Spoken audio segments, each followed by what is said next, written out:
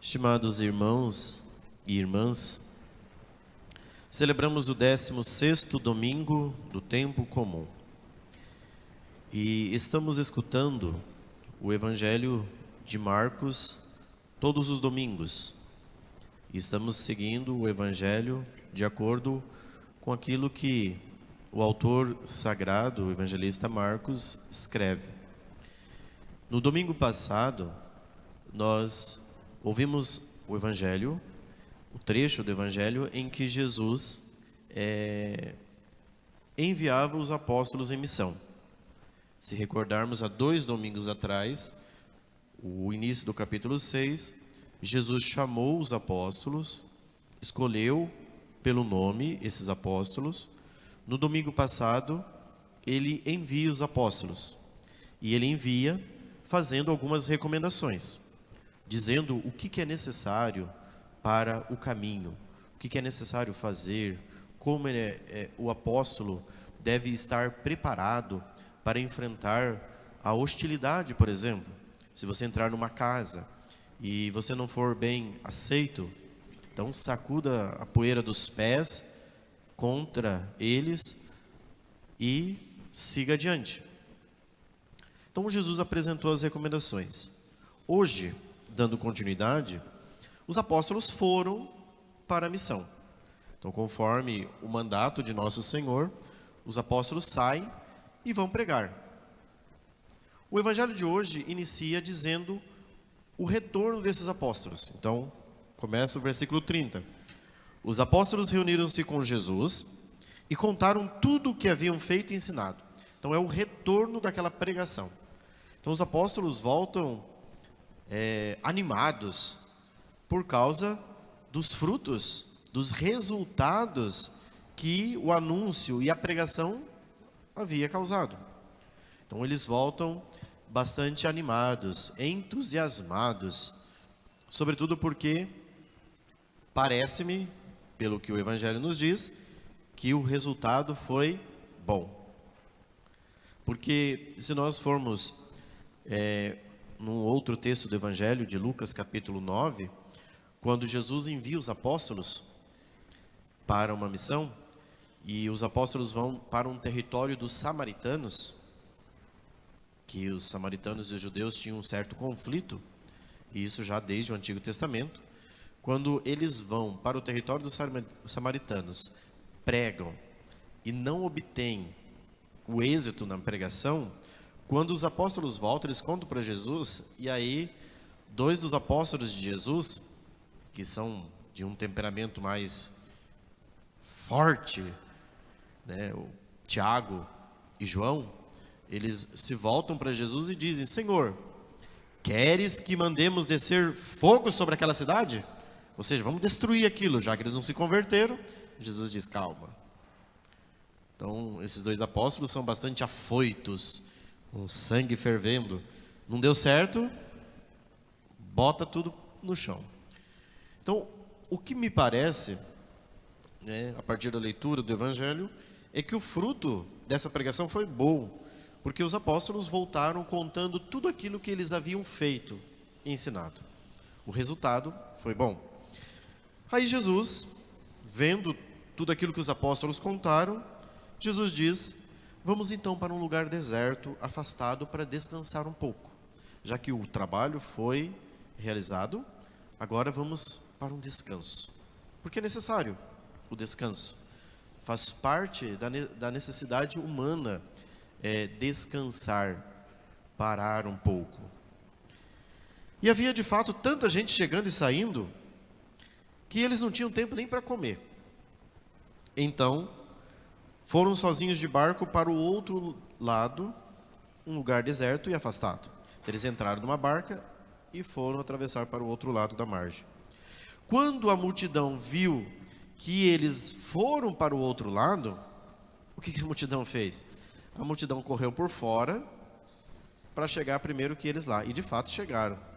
Quando eles estavam desembarcando do outro lado, os apóstolos e Jesus, da barca, a multidão já tinha chegado na frente deles. Quando Jesus desembarca, diz o Evangelho, ele viu aquela numerosa multidão e teve compaixão, porque eram como ovelhas sem pastor. Então aqui, esse versículo 34 chama-nos a atenção, porque Jesus tem uma atitude de ver a multidão. O olhar de Jesus para com a multidão é um olhar que tem compaixão. Por quê? Porque esta multidão está sem pastoreio. O que é uma multidão sem pastoreio? Santo Agostinho diz que o pastor tem a missão de dar pasto para as ovelhas, ou seja, dar alimento. Quando uma multidão está abatida, as ovelhas estão abatidas, por que uma ovelha fica abatida? Uma ovelha fica abatida, cansada, porque o pastor não está cuidando das ovelhas. E aí o que acontece quando o pastor não cuida das ovelhas? O lobo vem para pegar a ovelha. E o que a ovelha precisa fazer? Ela precisa se defender. Ela precisa fugir do lobo. E com isso ela fica cansada. Então aqui a imagem que Jesus usa, a gente sempre tem que tirar aquela imagem bucólica, né? A gente cria lá o pastorzinho cuidando das ovelhinhas, que bonitinho. Mas Jesus está usando uma imagem para mostrar como o pastor deve ser. Então aqui nós temos dois dados importantes. De um lado nós temos a figura do pastor e do outro lado nós temos a figura das ovelhas. Vamos falar primeiro da figura do pastor. O pastor, por excelência, conforme o Evangelho de São João, capítulo 10, que é o maior discurso do bom pastor, São João diz que a tradução bom pastor não é a melhor, né? A verdade é que é o belo pastor, porque ele é o pastor por excelência. E o belo pastor é aquele que tem a beleza por excelência. Jesus, ele é esse belo pastor. E o próprio Evangelho nos diz que o bom pastor, o belo pastor, é aquele que dá a vida pelas suas ovelhas. Ele gasta a sua vida pelas ovelhas. Então, por excelência, a imagem do pastor é Jesus. Os padres, bispos, nós somos figura da imagem do bom pastor. E qual é a missão do pastor? A missão do pastor é dar pastagem para as ovelhas. Ou seja, como um pastor dá pastagem para as ovelhas? Transmitindo, em primeiro lugar, a fé. Transmitindo e ensinando as ovelhas o caminho para chegar para o céu. Para que as ovelhas, sabendo do caminho, não se dispersem com o lobo, que é o demônio, e não se percam por falsos e tenebrosos caminhos. Então, a missão de um pastor é mostrar às suas ovelhas e dar às suas ovelhas a verdade, ensinando de acordo com a Sagrada Escritura, a tradição e o magistério de sempre. Eu, como pastor, tenho a missão de chegar aqui e ensinar a fé católica para vocês, e não ensinar os meus achismos. Preciso transmitir a fé de sempre. Ah, mas o senhor pode fazer uma concessão. Não, o Evangelho não faz concessões. A verdade está manifesta, revelada, e ela precisa ser aplicada. É claro que a verdade nem sempre é agradável. Na maioria das vezes, a verdade fere. Ela incomoda. Ela incomoda também a mim, que faço parte deste grande rebanho, cujo pastor é Cristo. Ele é o pastor eterno. Mas como pastor, a minha missão, o meu dever é dar pastagem. E como pastor dá pastagem? De muitos modos. Primeiro, ensinando a fé, transmitindo a fé. São Paulo, na carta aos Coríntios, fala muito bem sobre isso, no capítulo 11, né? Aquilo que eu recebi, eu vos transmito. Fé é transmissão. Então, alguém transmitiu a nós a fé e nós vamos transmitir às futuras gerações. Fé é sempre transmissão. A gente vai transmitindo a outras pessoas a fé e dando às pessoas a conhecer a verdade, orientando as pessoas para o caminho da santidade, levando as pessoas a conhecer Deus na sua profundidade. Mas não somente isso, se alimenta as ovelhas e dá verdadeira pastagem quando se alimentam as ovelhas na Eucaristia, quando um sacerdote absolve os pecados através do sacramento da reconciliação, enfim, dos inúmeros modos pelos quais os fiéis são alimentados. Ou seja, as ovelhas acorrem ao pastor para receber do pastor pastagem. É por isso que um protestante nunca vai entender o sacerdócio católico. Eu, na Quinta-feira Santa, fiz uma homilia falando sobre o sacerdócio católico, a partir daquilo que é a visão da igreja, o que é um sacerdote, o que é um padre, né?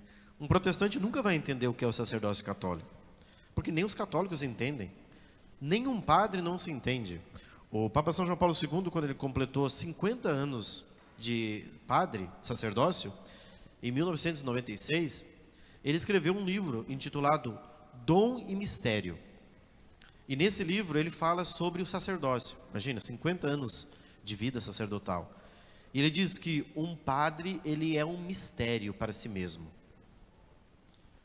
O cura d'Ars dizia, né, São João Maria Vianney dizia que um padre, ele só vai saber quem ele é no céu.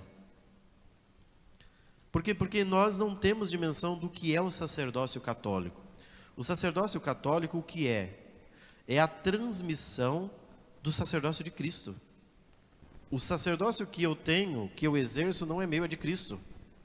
Eu só sou, na verdade, um administrador desse sacerdócio. A minha missão é fazer com que as ovelhas acorram àquele que é o pastor por excelência. Ele é o pastor.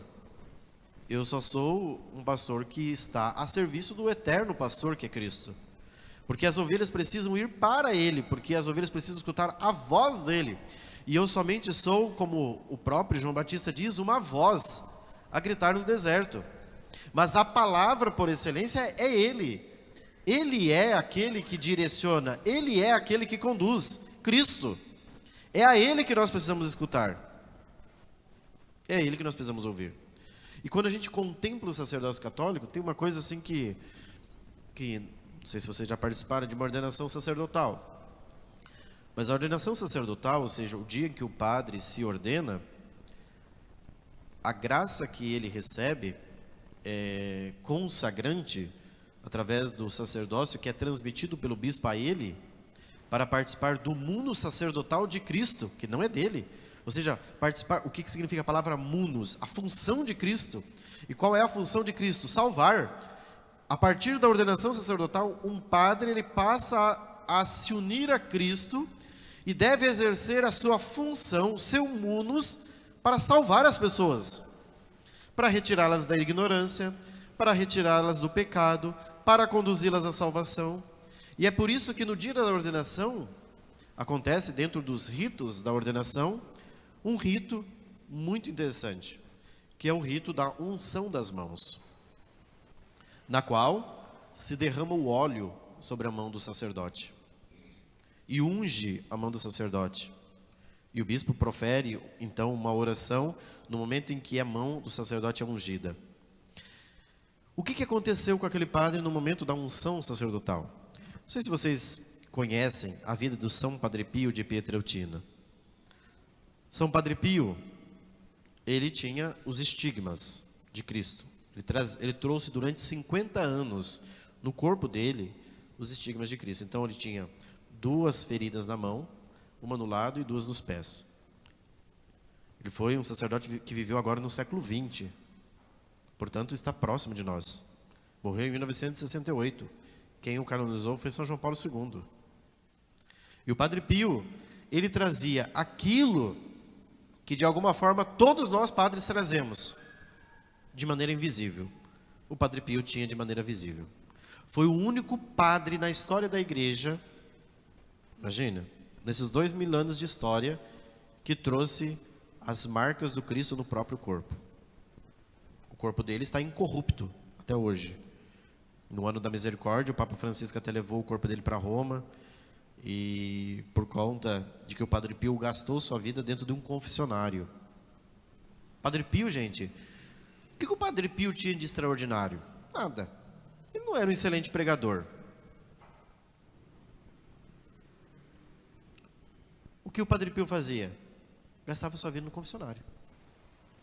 Gastou sua vida celebrando missa, no confessionário e rezando pelas pessoas. Ai, mas não tem nenhum efeito extraordinário. Claro que depois, ao longo da sua vida, os feitos foram se realizando, mas não há nada de estupendo no Padre Pio. Há muitos milagres que se alcançaram, evidentemente, ainda hoje, mas era um homem que se gastava por amor a Cristo. E o seu sacerdócio resplandecia tanto o sacerdócio de Cristo, que ele era visível às pessoas. Imagine você trazer uma ferida durante 50 anos no corpo.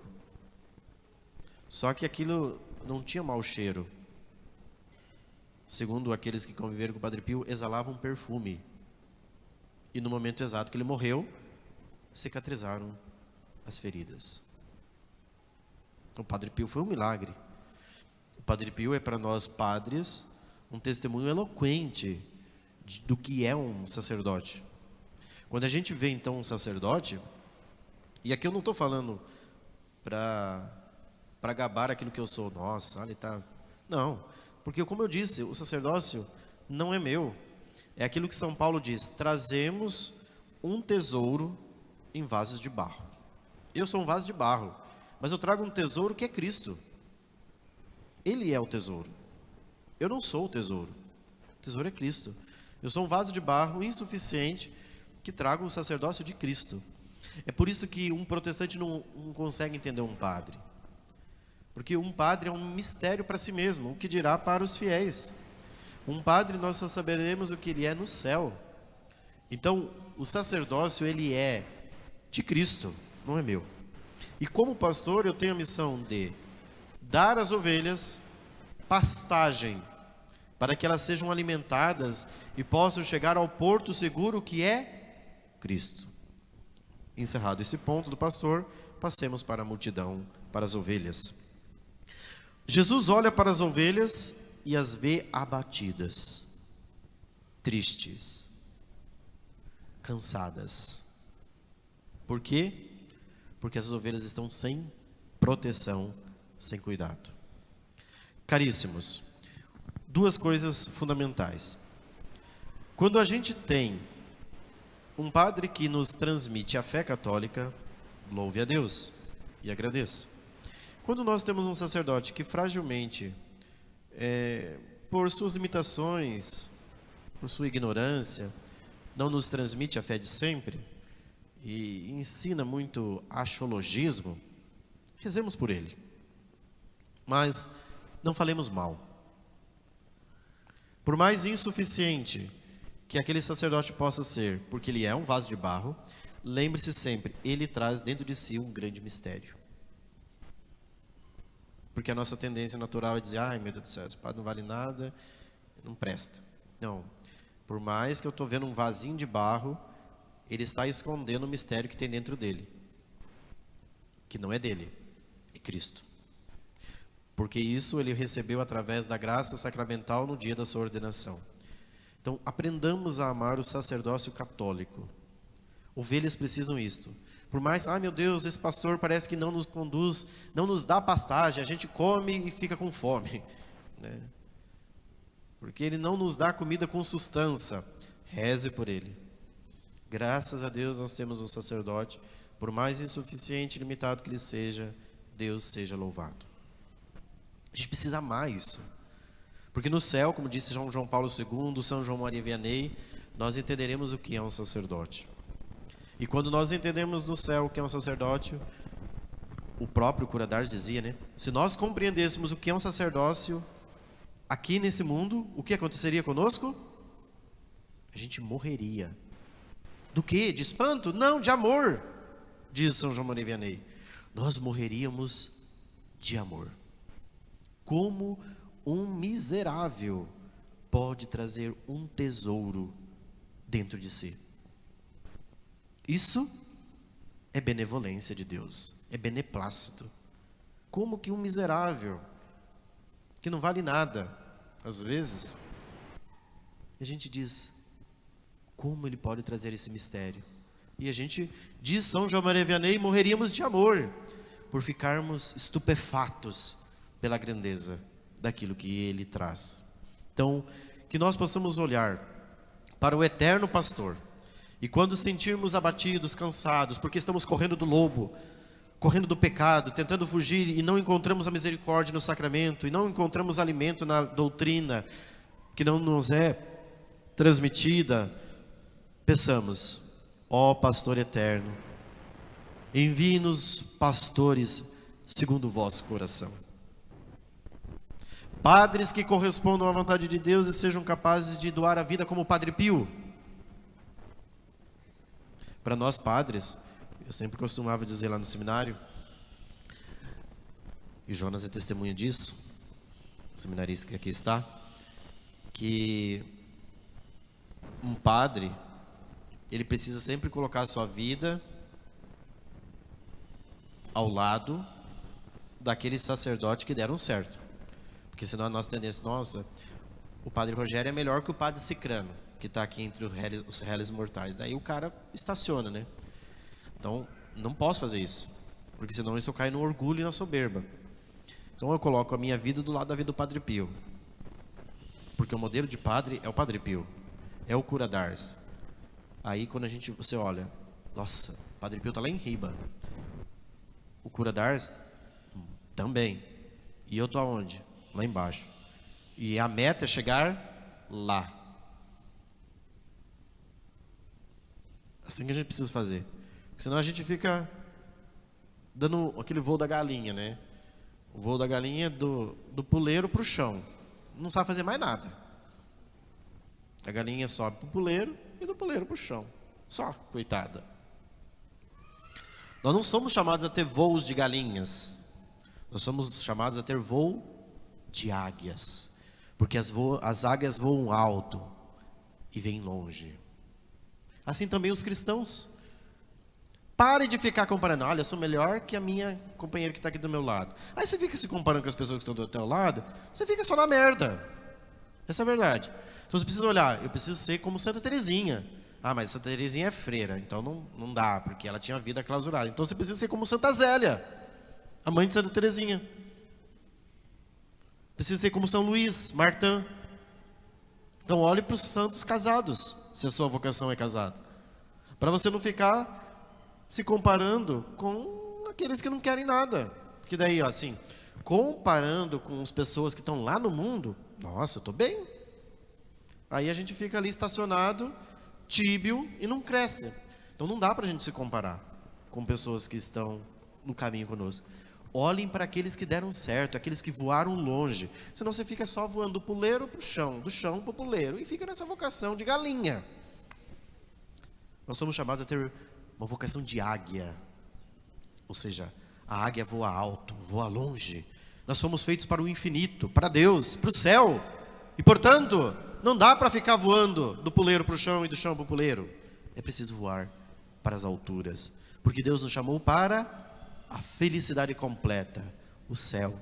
Lá é a pátria que nós aspiramos e desejamos e queremos um dia estar. Como ovelhas, rezemos pelos pastores. Rezemos para que o Senhor envie santos pastores que conduzam as ovelhas para as pastagens seguras.